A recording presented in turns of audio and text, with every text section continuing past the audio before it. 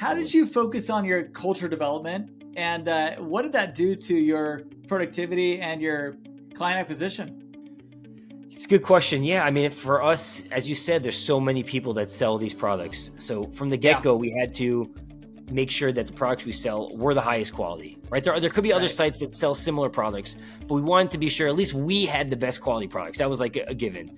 We had to Totally. build the best e-commerce experience that was automated, that was streamlined, that made it easy for people to buy.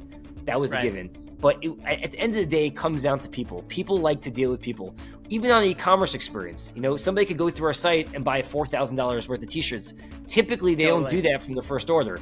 They want to talk to somebody. They want somebody to help them. They want somebody to handhold them. And they need that experience with the customer service or their sales rep that they feel like, I like this person. I want to deal with this person.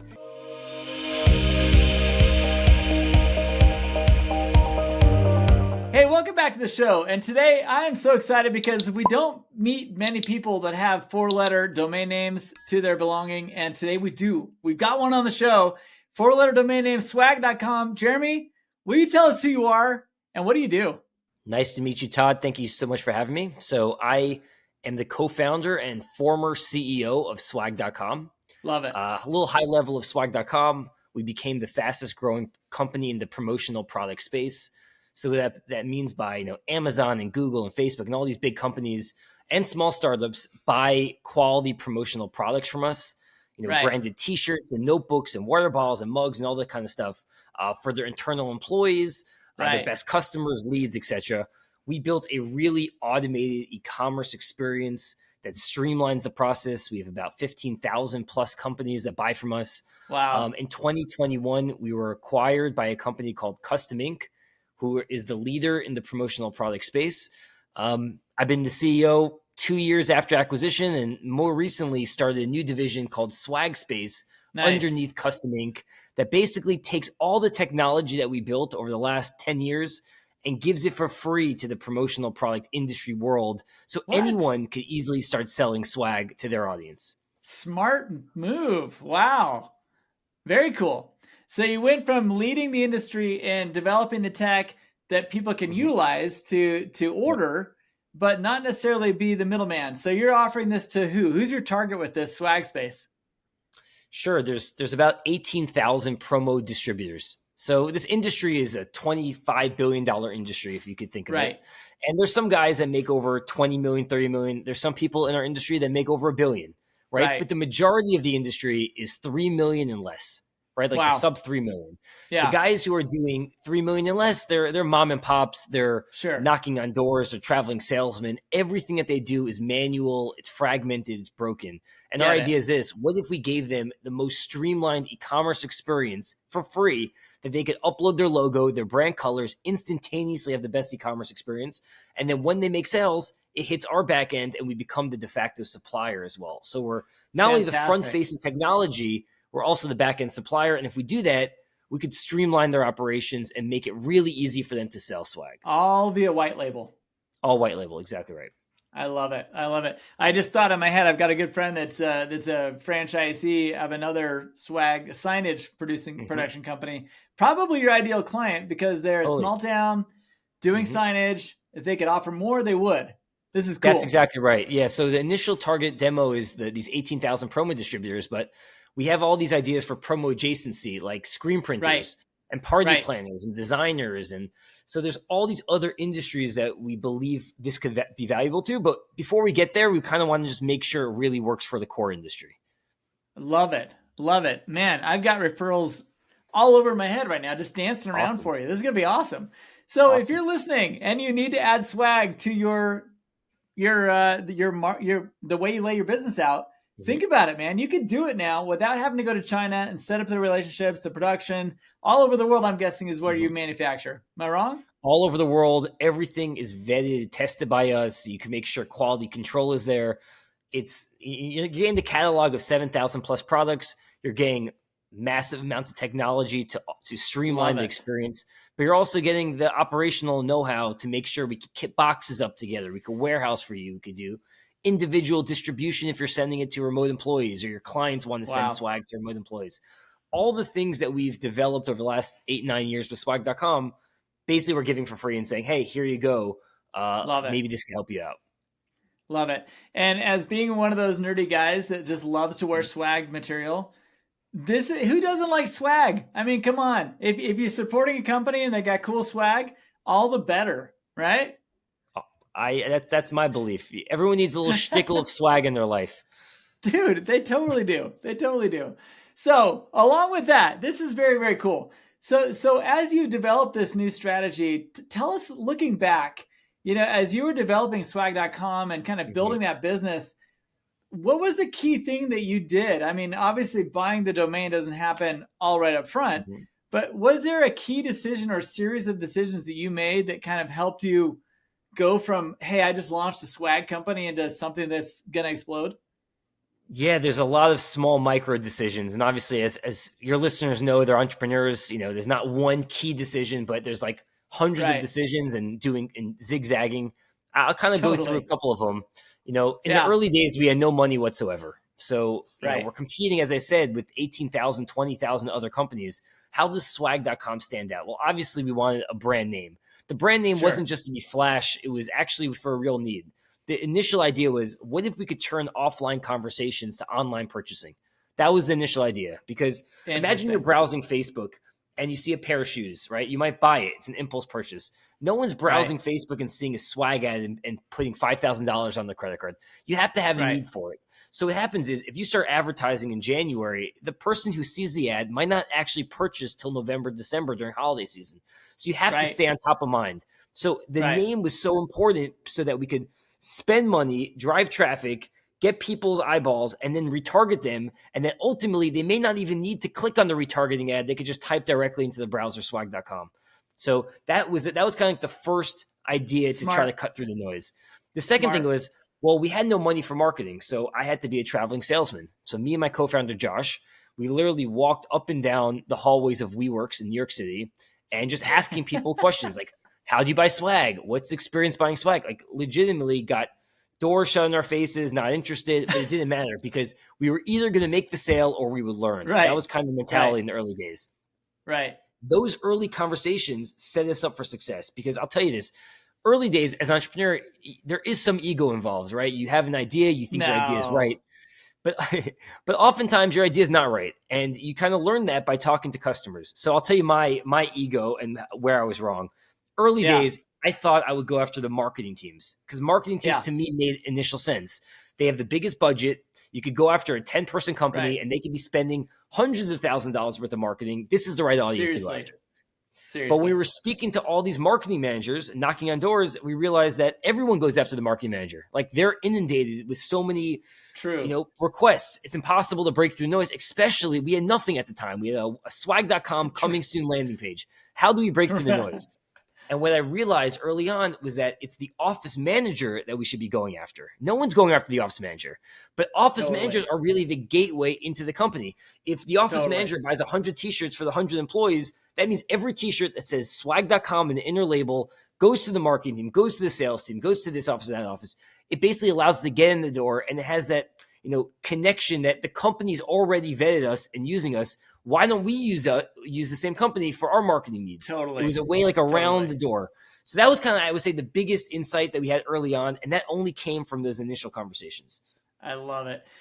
This is such a good lesson for everyone listening. And if you are listening, thinking, how do I get my business to gain traction? This is it. Find the actual avatar that is the buyer. I think you're exactly right. It's not the marketing department. It's the one that the marketing department says, hey, will you go place an order for these shirts? And they've already designed it, but they need someone to print it. Is that right? Totally. And even just the office manager in general, like, it could be a 10-person company and there's an office manager. The office manager does everything for the office. They do the holiday parties. They get the office furniture. They buy the swag for the company. If you have a 15-person company and the office manager buying 15 t-shirts, that doesn't sound like a big win, right? Like, who cares? Who wants to sell 15 t-shirts? But when you take it a step further, and now the marketing team sees that t-shirt and they love that t-shirt and they see the print quality, and then they could buy 1,000 t-shirts for the marketing needs. So it's a roundabout way to get in the company so that people can be discovered. And early on, when you're a startup and you don't have a lot of money, you have to use everything that you have at your advantage. So figuring out this kind of use case and getting around in the back door that this was the way to kind of get in. And as I look back on the 8 years of swag, and even in real time, you don't realize it. There was so many of those kind of things that just like happen. I'll tell you another one. So that was the early days. It was just manual door-to-door salesman, right? That's what I was early on. Right. But then at some point you have to scale bigger than that. So then we started to do paid Google advertising, right? And Google is very expensive, but it got us more customers and more feedback. It was like this feedback loop. That was what it was all about in the beginning, learning as much as we could from customers so we could build the right solution. But then when Google got too expensive for us, we said, well, we can't afford Google anymore, but we have now a better product because we had all those conversations with these with these clients. We then pivoted to SEO, which is free. And we started writing hundreds of pieces of content and appearing in #1 Google searches. And then what we realized is, well, there's a lot of search terms that we want to appeal for, but we couldn't because people have owned those terms for years. We started partnering with all of those companies and did affiliate links. So let's imagine, and that's a real story, there was a company that owned the term swag ideas. And a lot of people search for swag ideas in Google. And there was this other company that was in the first top 75 swag ideas. Right? All the time. So, right. And that company happened to not be a swag company. They were using SEO as a way to get lead gen. So like they were selling to marketing teams a different product. Interesting. And they wanted to get, because they knew that the same marketing teams that are looking for swag might want their product. And it was a very smart idea. But I didn't want to spend 3 years trying to build up this keyword terms in this blog post to overtake them. It would be very hard. So we partnered with them and we said, hey, all those top 75 swag ideas, why don't they link to 75 products on my site? And we'll give you an affiliate for every single time there's an acquisition. So we, without having the SEO, without starting super early, we pretty much owned that page. We had to give a kickback. And over those 3 years, we started writing our own content that could compete. Now, if you look up swag ideas, our swag.com post is the #1. So now we own, like, I think the #1 and #2 spot because of these things. So all of their spots. Exactly right. And you get the backlinks and you get the credibility. And it's like, there's ways to get around things, even if you're not the earliest, or, there's ways to kind of work with people and try to figure out ways to kind of jump over your competitors by being a little bit creative. I am so glad you're here. And I just wanted to take a few seconds to tell you about a program that we have assembled with a lot of our podcast guests and a lot of people who are listening to the show who are feeling the same way that they do. There's a recurring theme. You'll hear a lot of these founders talk about, I couldn't have done it without my team. I couldn't have done it without a support group of peers. I couldn't have done it without having someone to talk to that understood my feeling of isolation as an operator of my business. You see, you're not alone. It is hard running a business, and it's even harder when you know you can't express all your deepest concerns and frustrations with your executive team. It makes them nervous. It gets them scared. You don't want scared people on your executive team. So where do you turn? The Captain's Council is where you turn. The Captain's Council, it is an organization that we are put together with podcast guests, as well as people who are listening who are in the same boat. You see, peers are the only ones that can give you the type of empathy, the type of advice that only a founder or operator know and understand. Go check it out at captainscouncil.com. I know you're going to love what you see there. We have put together an organizational structure that has small group settings, a global community of founders and operators, as well as monthly and quarterly in-person events. You're going to love what you see there. I can't wait for you to check it out and enjoy the rest of this episode. I love the way you're talking because it is such a valuable thing. You as a startup or you as a young business or even as an old business who hasn't done much digitally, if you're looking to grow, you don't always have to be the owner of that audience. You can go to the owner of the audience and work with them. And setting up an affiliate program is probably the smartest thing most of you out there could do right now because you don't own a lot of the assets. You don't own that audience, but other people do. And they would love to tap into a little extra revenue if it means that they don't have to do anything different other than throw your ad up on their page. Totally. Right? And it felt organic because like this specific thing was the article was about swag and we are the swag company. But we started doing this with everything. We started doing this with so many different links and we were like literally buying the first spot of every search result of key terms that was valuable to us. it gave us enough time to write our own content to jump over them. But for those 3 years where it took time to build up our credibility, we had control over it. So that was another thing. I mean, and then there's things just in business where kind of magic happens, and I would say luck, or we say mazel. There's something that could happen that is unforeseen or you can't really explain. So I'll give you my example of that. I was in Chicago. I was part of this incubator called Techstars. It was like a Y Combinator type of program. Totally. And it was like the last week. Yeah. And the last week of the program, they basically connect you to other entrepreneurs in the area. And I was in Chicago and I met with this company. And I go for the day to the office, and the CEO of the company says to me, Jeremy, I want you to kind of shadow our office manager and see how she works. And maybe you could get into her brain and see how she does things. So within the first 30 minutes, I'm in her office, and there's 5 other office managers sitting on the floor, unboxing swag, reboxing swag, writing handwritten note cards. And I said, what are you guys doing? And they said they're doing something called account-based marketing. I guess it's a very popular term now, but this is 2017. So this is 7 years ago or so. Yeah. And there's talking about buying swag from all these different locations and rekitting and boxing and shipping it out to their best customers and their leads as a thank you and all these different things. And I said, well, why doesn't your swag provider, who you're currently using, it wasn't us at this time, we just met this company, why don't they do it for you? And they just didn't do it. There was no company that was consolidating things. So they were buying things. They had to spend days unboxing, reboxing, handwritten. And this was in 2017. And the idea came, well, what if I became that play of once people go through the checkout flow, as opposed to shipping it in bulk to their office, they click a button, we hold their inventory, and they can do individual distributions to remote addresses. Wow. Now, that's a great idea. And we launched it in January of 2020. Now, as you all know, 3 months later, COVID hit, the world shuts down. Now, the world shuts down in COVID. Everyone's not buying swag, right? There's no trade shows. There's no events. There's no one in the office. There's no need for swag. But we had this magic formula. We had this individualized distribution to remote employees. It was positioned and branded on our site as account-based marketing to your best customers. But when we realized that no one else had this technology and this service and this offering, and we spent 1.5 years building it out, what if we reimagined the branding of it and it was all about engage with your remote employees when no one's in the office? So it became less about marketing. It became more about community and bringing people together and making people feel safe. And we were able to grow from 7 million in 2019 to over 15 million in 2020 when the whole industry shrunk. And I think it's a hard thing to predict that. But I think for your audience, what's the important lesson here is that there's opportunities sometimes where things look bad for everybody. And maybe that's actually the best time to capitalize or to jump over your competitors or to double down and go forward when everyone is kind of cowering and hiding.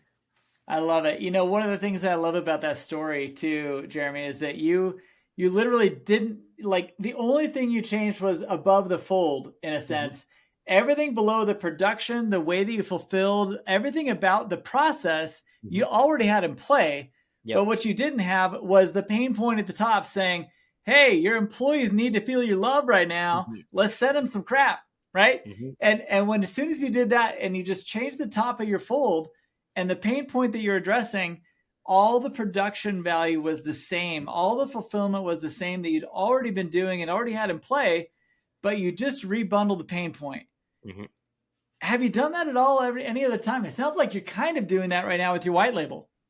Yeah, well, I'm doing it now in some capacity, and I'll get to that swag space. No, I mean, at that point, it was a very dark time. I mean, everyone can remember COVID. It was very scary, 100%. We had to throw things against the wall and see what worked, and we reimagined all of our branding, all of our website, all of the design, all of our marketing, everything for that to work. And when we got acquired by Custom Ink in 2021, and I was the CEO for swag.com, and by the way, even earlier, for the last 8 years, I've had this idea for Swag Space. And the reason Swag Space, I think, is just powerful is that there's so many of these promo distributors out there 100%, that dude. are stuck in this fragmented industry where everything is kind of old and broken. And honestly, I know it because I was a traveling salesman for the first year before I built swag.com, the tech site. And I found myself spending about 20% of my day on selling and 80% of my time on the bullshit. And honestly, that's what everyone's doing. Everyone's 80% on the bullshit. It's all price quotes and back and forth emails. But that's how the industry is set up. And my thinking was, what if we could white label this technology and give it for free to everybody and allow people to streamline that 80%? Maybe people don't need to spend 80% on the bullshit. They spend no time on the bullshit and they spend 100 time on the selling.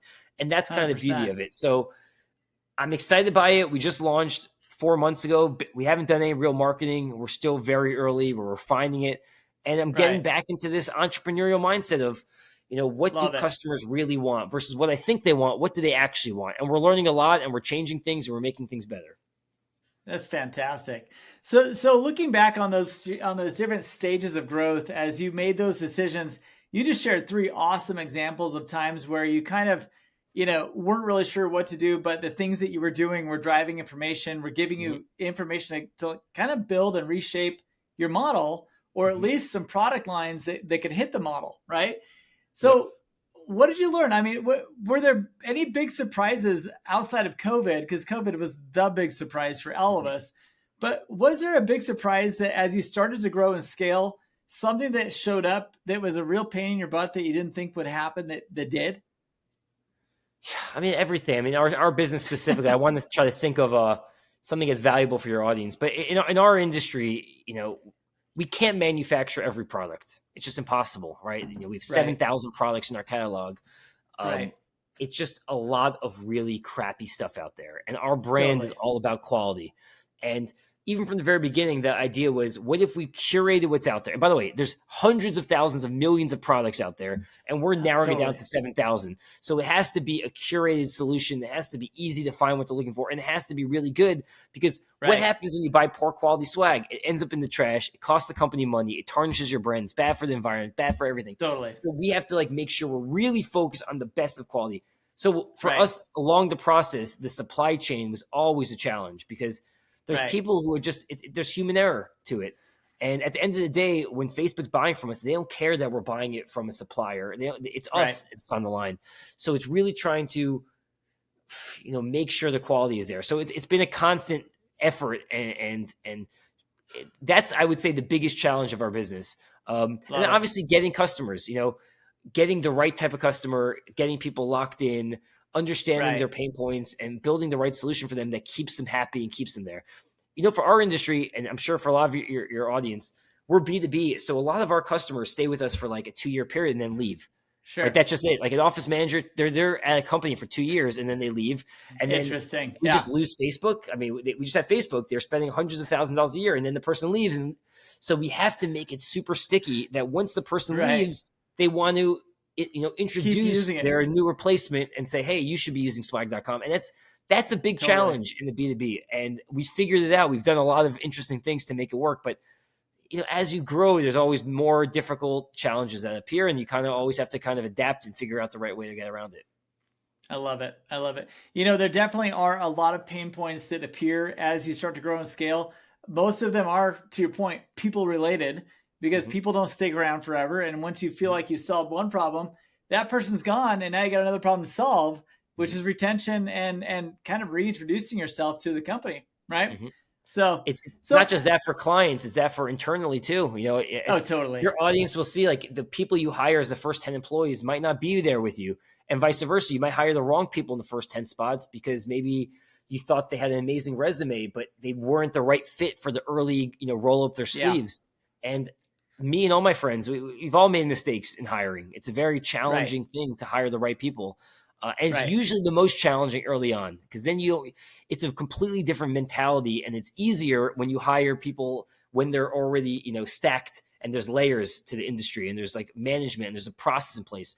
Cool. Early on, there's no process in place. They're reporting directly to you, and you may hire the wrong people because based on their historical work at big corporations, it might not be the right fit for your business at the right, period of time. So it's challenging. It's definitely challenging. Now, I'm hearing you speak, and I'm hearing, I know a lot of people in the swag industry, and I'm thinking about your culture, because clearly one of the successful things that you've been able to do is to take your energy and likely your partner's energy and somehow convey that to your team to be able to grow to the level that you did, because people like buying from people they like. And in an industry like yours, where there are so many options, how did you focus on your culture development? And what did that do to your productivity and your client acquisition? It's a good question. Yeah. I mean, for us, as you said, there's so many people that sell these products. So from the get-go, we had to make sure that the products we sell were the highest quality, right? There could be other sites that sell similar products, but we wanted to be sure at least we had the best quality products. That was like a given. We had to build the best e-commerce experience that was automated, that was streamlined, that made it easy for people to buy. That was a given. But at the end of the day, it comes down to people. People like to deal with people. Even on an e-commerce experience, somebody could go through our site and buy $4,000 worth of t-shirts. Typically, they don't do that from the first order. They want to talk to somebody. They want somebody to help them. They want somebody to handhold them. And they need that experience with the customer service or their sales rep that they feel like, I like this person. I want to deal with this person. And maybe by the third 100%. Or fourth order, they come back and they automatically buy it because they've already felt confidence with us. And this is not the first time thing. So for me, it was always customer is always right. Like really making sure the team gives the best experience to every single customer and puts themselves in their shoes. Like I always said, whenever we messed up, I looked at the situation from a really like a bird's eye view. If I was in the customer's shoes, would I be pissed off? And if that was like my indicator of like how we should solve it. Like I could completely see, and I told my team hundreds of times, I completely see where the customer's coming from. If I was them, I would be completely pissed off. Like there's certain things that we can control and there's certain things we can't. We can't control if a supplier that we're working with messes up, but we can control how we react to it. We can control, do we help them or give them a discount, or do we get well in advance to them and apologize and say, hey, we're getting some feedback that it's not going to come out exactly right, or they might be delayed. Like there's ways you could improve things, even if it's not our fault technically. It's always our fault in the customer's eyes, and we have to have that mentality. I love that. Thanks so much for sharing that. Honestly, that's something that a lot of people don't experience in the realm of, customer success is such a huge piece of what people should be focusing to grow and scale, because a referral from a positive customer experience is so much better than you need a lot of those positive experiences to outweigh the negative experiences that people write about your company. So I appreciate you sharing what you've done to kind of improve that, enhance that.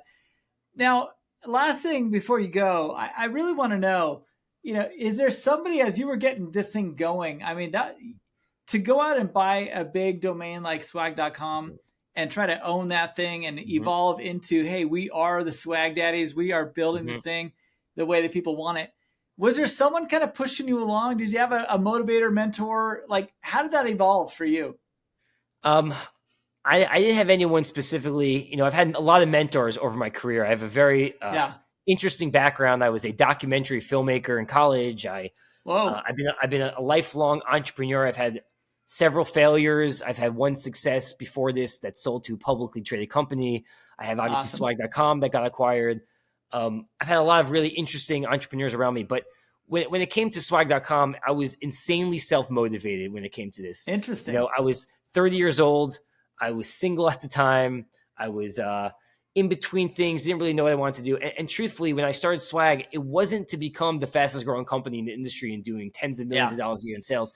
That wasn't the initial idea. The initial idea was, can I do something that I really, truly enjoyed? That was my impetus for starting this. I wanted to build something that could be with me for a long time, that I can make a couple of $100,000 in salary a year and control my destiny. And as I went out there and I started learning from customers and seeing the pain points, I realized early on that this could have this could be a lot bigger than I initially thought. And then once I realized that, I said, well, maybe why can't I be the guy to do it? And I just went all in. And I had this mentality that just my mentality with everything is consistency compounds. And usually when you start a business, you dream of $1 million, right? And then you build and you work and you get to $1 million and you're like, wow, that was unbelievable. Let me try to get 10 million, right? And then 100 million is so far gone. Then you get there and you always look back and it's like, well, it makes sense how it happened when you look back, but when you're looking forward, it seems impossible. These things seem impossible. And I think it all comes down to just being super consistent and every day having the mentality like, I am going to win, or I'm going to learn, or I'm going to, I'm going to make this business work, and I'm going to pivot and zig and zag until to make it happen. And I had just this intense, me and my co-founder, Josh, we were like super intense about it and super focused about, hitting our goals. And thank God it all worked out. Love it. Dude, Jeremy, fantastic story. I love the experiences you have. And honestly, your new iteration of what you're doing with Swag is so exciting for me, because I see that what you're doing is going to be a huge, huge development in the industry for people who just don't have the connections, who just don't have the resources to do what you've done. And it all goes back to build your initial swag investments, but also build these other guys. This is just a fantastic iteration. Love it. Thank you so much. Yeah, we're super excited. And honestly, it's a true passion project. It's a Cool. 8 years in development in my head Nice. of what I wanted. And it made total sense with Custom Ink. Custom Ink is one of the largest players, hundreds of millions of dollars of revenue. They have immense buying power. It really worked because of their buying power combined with ours and the technology that we spent the last 8-9 years building. It's honestly a win-win for everybody. So we really hope people check it out. And we hope it could positively impact people's lives in a real way. Jeremy, fantastic, man. Love it. Love the story. Love the business. Love what you've done. And Jeremy, thanks so much. And we wish you the best in all you're doing. For those listening, I hope you found some inspiration here. And I just can't wait for you to dive into this interview and look at Jeremy's past, look at his present and where he's going with his product. And we'll catch up with the rest of you later. Thanks so much, Jeremy. Thank you so much, Todd. Appreciate it. Hey, what did you think of that business? I loved what he's done with swag.com. And I love also the fact that he's able to iterate from that initial exit and move into something that will continue to grow that brand while he's building this new brand. And that, my friends, is something that you can think about and take to the bank with you. Because if you're looking to be acquired, if you've been acquired, if something's going on in your business where you think, gosh, I kind of had the golden handcuffs for a couple of years and now I'm off doing something new but related, I can't think of a better scenario. Jeremy, you are a brilliant man, and thanks for doing what you do. This is a really, really cool story with a really cool exit and a really cool way to move forward with something new and fun that is a passion play, but will likely grow into something as amazing, if not better, potentially, than swag.com did. So thanks for all that you've done and all the energy that you've done. There's a lot of people out there looking for the type of advice, the type of things that Jeremy got from his clients, that he got from partners, businesses that he worked with. And I got to tell you, there is so much to be said about having the right people around you to help you make decisions for your business and your growth strategy. Have you heard of Captain's Council?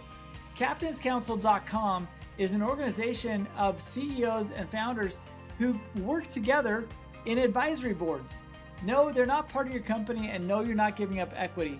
These are active CEOs who are actively running their businesses, coming once a month, combining with you and learning from each other what you could be doing to grow and scale your business further. I love the Captain's Council. I am a member, and I appreciate all that I've learned from my partners and the people that I rely on, and I know you will too. So check out captainscouncil.com for your group and your entrance into having an advisory board made up of active CEOs. Love to hear from you soon. Thanks for listening to the episode. We'll catch up with you in the next one.